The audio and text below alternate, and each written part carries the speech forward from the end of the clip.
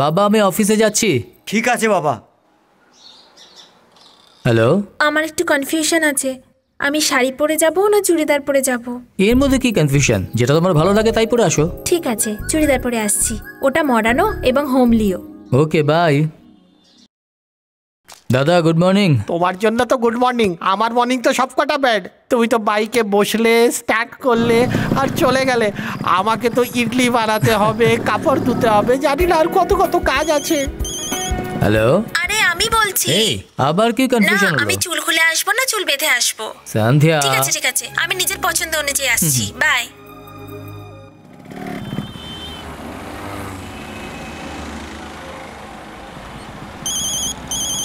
Hello hello, আমি আবার phone করে স্টিকার নিলাম। টিপ লাগাবে না সিঁদুর লাগাবে সেটা জিজ্ঞেস করতে তুমি চাও কি তো? করে বুঝলে? তুমি তো অনেক প্রশ্ন জিজ্ঞেস করছো। আমি তোমাকে জিজ্ঞেস করে কোনো ভুল করেছি কি? বাই।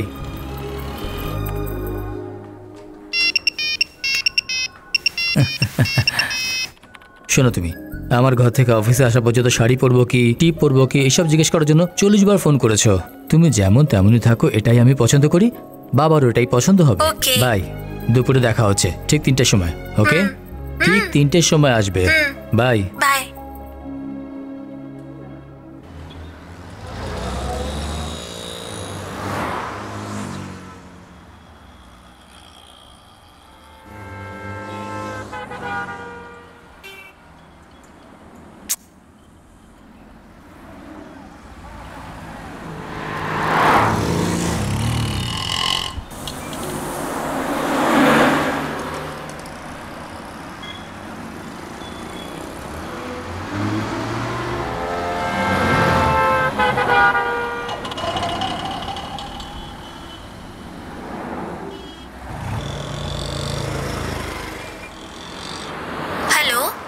হ্যালো সন্ধ্যা, তুমি কোথায়? এখন কোথায়? ব্যাস, দেরি ব্যাস। করছো কেন? একটা একটা করে প্রশ্ন করো। তুমি ঘাবড়ে যাচ্ছ কেন? তুমি সবসময় আমার আগে এসে দাঁড়িয়ে থাকতে, আজ আসোনি, সেই জন্য ঘাবড়ে যাচ্ছে। It's okay. তুমি কোথায়? আমি অনেকক্ষণ দাঁড়িয়ে আছি। আচ্ছা, তো এই হ্যাঁ। ব্যাপার। শাড়ি পরবে না চুড়িদার পরবে সেটা জিজ্ঞেস করছো, স্টিকারে টিপ পরবে না সিঁদুর পরবে সেটা জিজ্ঞেস করছো, প্রণাম করবে না নমস্কার করবে সেটা জিজ্ঞেস করছো, কিন্তু যে টাইম দিয়েছি সেই টাইমে আসছো না। আমার কথা শুনবে একটু? আমি তোমার আসার 10 মিনিট আগে এসে এই গেছি। তুমি কোথায়? সোজা দেখো, তোমার সামনেই দাঁড়িয়ে আছি। টাইম দেখছো, নখ খাচ্ছো, বারবার সিগারেট খাচ্ছো, আমার জন্য তুমি অধীর হয়ে ওয়েট করছো। এটা দেখে আমার আনন্দ হয়েছে। হ্যালো, তুমি এভাবেই তাকিয়ে থাকবে না, কিছু বলবে? আজ তোমাকে খুব সুন্দর লাগছে। আরে তুমি তো লজ্জা পেয়ে গেলে, আরো সুন্দর লাগছে। এই। তোমার চুল উড়ে গিয়ে তোমার গালকে স্পর্শ করছে, তোমার শরীরকে ছুঁয়ে আছে লাল রঙের চুড়িদার। তোমার লজ্জা, তারপরে আমি তোমাকে কোথাও দেখতে পাচ্ছিলাম না। এইসব কিছু তোমার সৌন্দর্যকে আরো বাড়িয়ে তুলেছে। রাস্তার মাঝখানে এইভাবে ভালোবেসো। আমার হবু বউকে আমি যেখানে খুশি ভালোবাসতে পারি, কে জিজ্ঞেস করবে? এই এই এই সাবধানে, কেন তাড়াতাড়ি করছো? সিগন্যাল হওয়া পর্যন্ত অপেক্ষা করো। সন্ধ্যা, আজকে আমার বাবা বিয়ের জন্য যদি হ্যাঁ করে দেয়, তাহলে আগে হানিমুন করব, তারপর বিয়ে করব। তাহলে তো মাঝ রাস্তায় আমি তোমাকে জড়িয়ে ধরবো। আমি ওইটাই চাই। তুমি তো চাইবেই, কেন চাইবে না? সোজা ঘরে যাবার পরে তোমার বাবাকে সবকিছু বলে দেব। এখানে সন্ধ্যা!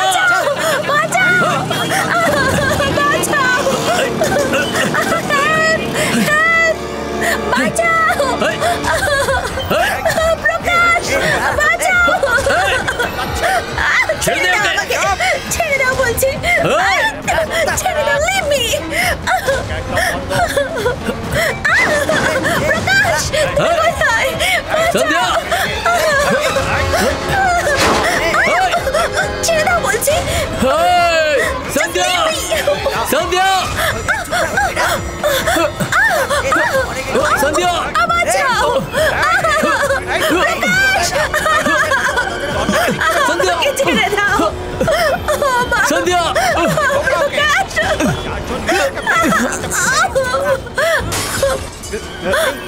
বাঁচাও! Help me!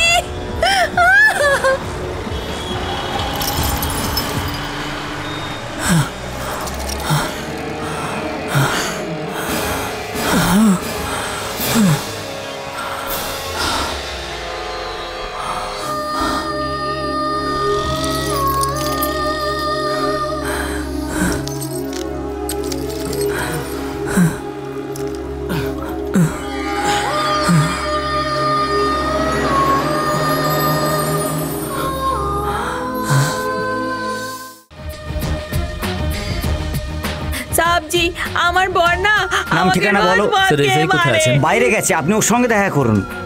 স্যার আমার নাম প্রকাশ, আমি দিশা রিপোর্টার। আপনি আগে স্যার আজ বলুন। দুপুর 3:30টার সময় সার্কেলের কাছ থেকে একটা মেয়ে কিডন্যাপ হয়ে গেছে। মেয়েটির নাম সন্ধ্যা। পুরো ডিটেলসে বলবেন? সাদা রঙের মারুতি ভ্যানে কিডন্যাপ করা হয়েছে, যার নাম্বার DN22H2626। মেয়েটি কি আপনার আত্মীয়?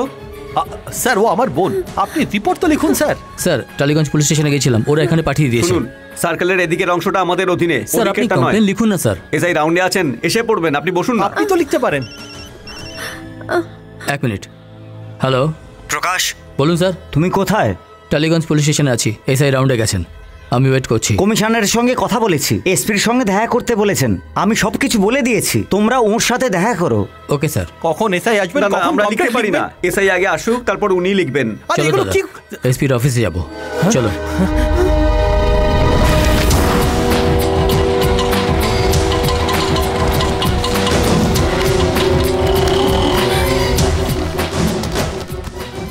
আমি দিশাই প্রেস থেকে আসছি, অ্যাসিস্ট্যান্ট কমিশনারের সাথে দেখা করতে চাই। ওখানে বসুন। আসো। স্যার, দিশায় প্রেস থেকে কেউ এসেছে। ওকে।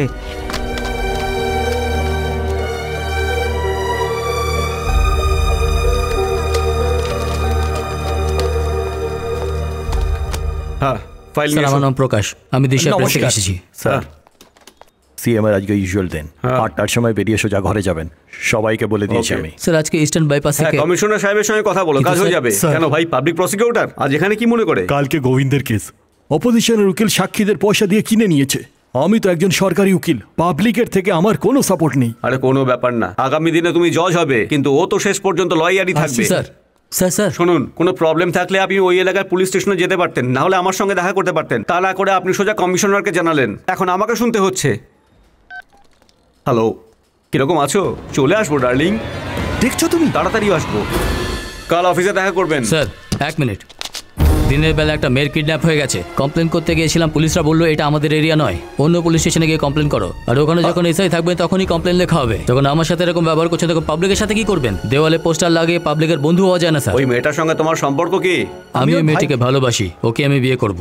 ধরে নিলাম তুমি ওকে প্রেম করো, কিন্তু ও তোমাকে ভালোবাসে কি? আমি বলছি ও তোমাকে ভালোবাসে না, তুমি নিজে থেকেই ওর পেছনে পড়ে আছো আর ওকে বিয়ে করার জন্য টর্চার করে আসছো, সেই জন্য ভয় পেয়ে ও পালিয়ে গেছে। এরকমটা বললে কি উত্তর দেবে? স্যার আপনি ফালতু কথা বলছেন। আমার বোন কিডন্যাপ হয়েছে, তাই আপনার কাছে এসেছি। আপনি নিরাশা দেবেন না। এখন কি করব আমি? গত বছর পশ্চিমবঙ্গে হারিয়ে যাওয়া মহিলার সংখ্যা ছিল 1042, আর এই বছর এখন অবধি 342 জন মহিলা নিখোঁজ। 30 বছরের কমে 212 জন মহিলা আছেন। আপনার জন্য শুধু একজন, আমার জন্য 212-র মধ্যে একজন। ওর নাম হলো সন্ধ্যা, বয়স 21 বছর। ওর ভাই সংবাদ মাধ্যমে কাজ করে, মা একজন হাউসওয়াইফ। ও জৈন কলেজে পড়াশোনা করে, লাইব্রেরি সায়েন্স ফাইনাল ইয়ার। 3 মাস ধরে দিশা নারীর রিপোর্টার প্রকাশের সাথে সম্পর্ক চলছে। সম্প্রতি ওদের দুজনের বিয়ে হওয়ার কথাও চলছিল। কিডন্যাপ হয়েছে খালি বলে চলেছেন। কেন কেউ ওকে কিডন্যাপ করবে? আপনি নিজেই ভাবুন। আপনি যাদের সম্বন্ধে উল্টোপাল্টা লিখেছেন তাদের মধ্যেই কেউ একজন হয়তো ওকে কিডন্যাপ করেছে। কিডন্যাপের কারণ তো আপনি, সেই দৃষ্টিকোণ থেকেই পুলিশ জিজ্ঞাসাবাদ করবে।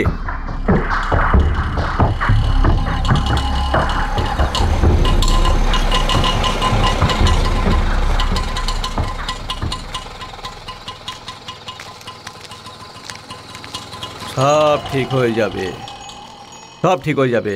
এখন ওর সাথে কি কথা বলবো? এসো, চলে এসো ভাই। মাস্টারমশাই, এনারা সন্ধ্যার দাদা বৌদি।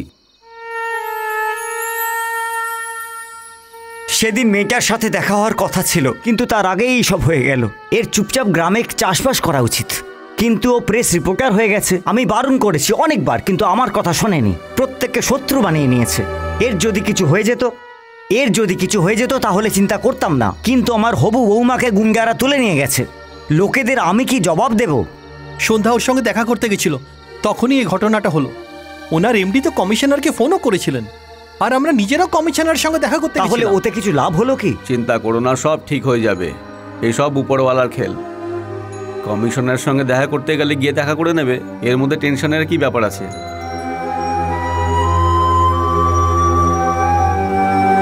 আপনি যাদের সম্বন্ধে উল্টোপাল্টা লিখেছেন তাদের মধ্যেই কেউ একজন হয়তো ওকে কিডন্যাপ করেছে, সেই দৃষ্টিকোণ থেকেই পুলিশ জিজ্ঞাসাবাদ করবে।